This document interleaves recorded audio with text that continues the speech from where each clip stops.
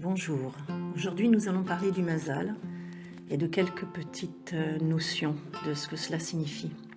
Alors évidemment pour nous tous, mazal c'est celui ou celle qui nous est destiné et quand nous ne l'avons pas trouvé ou bien quand nous pensons l'avoir trouvé et que nous nous en séparons comme lors d'une rupture, d'une séparation et d'un divorce, eh bien nous nous demandons si nous l'avons vraiment trouvé. Alors on va prendre le premier cas qui est la première rencontre avec le premier mazal. Et tout d'abord, qu'est-ce que c'est que le mazal? Il y a beaucoup d'opinions et beaucoup d'explications. Celle qui est en général retenue, c'est que le mazal, c'est le compagnon de route que Dieu a prévu pour nous. Et ça se complique un peu quand on nous dit qu'il y a plusieurs mazalotes. En effet, nous avons dans le monde plusieurs personnes qui pourraient nous correspondre.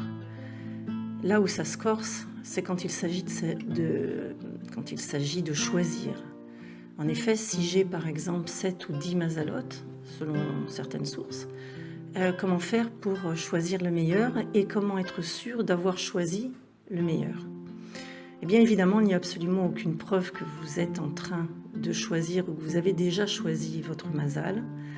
Et d'ailleurs, la question n'est pas franchement passionnante. Ce qui importe surtout, évidemment, c'est ce que vous en faites. Car le mazal, c'est soit la meilleure personne que Dieu avait prévue pour vous, soit celle que vous en avez fait. En d'autres termes, il est très possible que l'homme ou la femme que vous avez choisi n'ait pas le mazal numéro 1, mais ça n'a pas d'importance, puisque ce qui est important, c'est ce que vous faites avec la personne avec qui vous vivez. Donc vous voyez que savoir si on est avec le mazal ou pas n'a pas vraiment d'importance.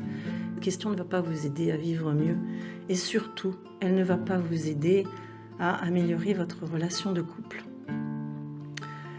Alors, maintenant que nous savons que cette question n'est pas très intéressante, en tous les cas, elle ne mérite pas que l'on développe des heures d'explication, la question intéressante, voilà vers quoi je voudrais vous inviter à réfléchir. Comment faire pour que l'homme ou la femme que nous avons choisi devienne la personne la plus intéressante pour nous, celle qui est la source du plus de nourriture affective, intellectuelle et spirituelle? Eh bien, la seule réponse à cela, c'est qu'il va falloir bosser. Et pas seulement bosser un peu, bosser de temps en temps, mais bosser du premier jour de la rencontre jusqu'à la fin de votre relation avec cette personne, c'est-à-dire tant que vous êtes mariés, ou tant qu'elle vit. Et moi je dirais jusqu'à la fin de notre vie, même si nous sommes séparés, parce que nous ne cessons jamais de travailler, c'est-à-dire d'observer, de recevoir les conséquences et les résultats d'une relation de couple. Donc voilà pour ce petit clip vidéo pour le mazal.